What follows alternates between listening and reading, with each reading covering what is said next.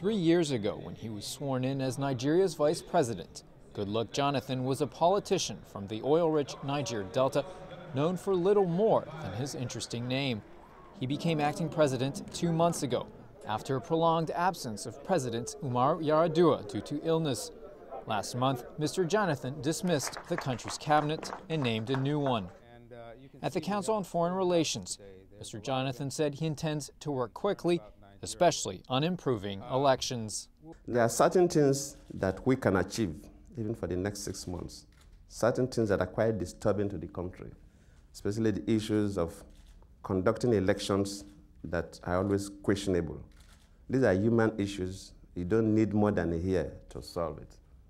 So I've promised Nigerians and the rest of the world that 2011 elections in Nigeria will be credible.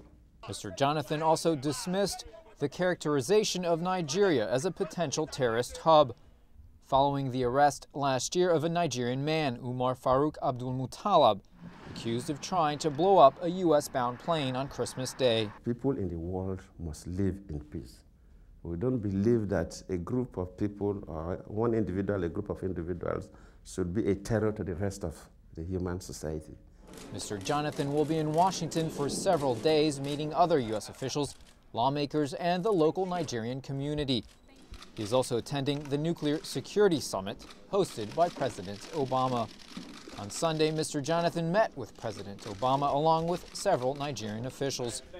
The two leaders discussed efforts to combat corruption, terrorism, and implement electoral reform.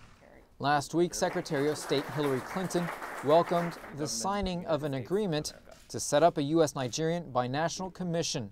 The commission will focus on electoral reform and election preparations in order to achieve free, fair, and peaceful elections in Nigeria in 2011 and beyond. Retired Professor Ignatius Ukpabi is an expert on U.S.-Nigerian relations. He says Nigeria's oil output makes it an important U.S. partner. He also welcomed U.S. help in holding fairer elections. I want Nigeria to be a democratic country that other countries should actually emulate. When somebody is elected in Nigeria, we should know that whomever has won that election is actually the person who won the election, not by any other means. U.S. officials are also calling for changing Nigeria's top election commissioners.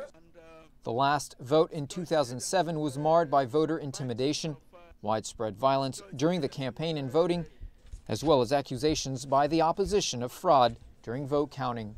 Nico Columbus, VOA News, Washington.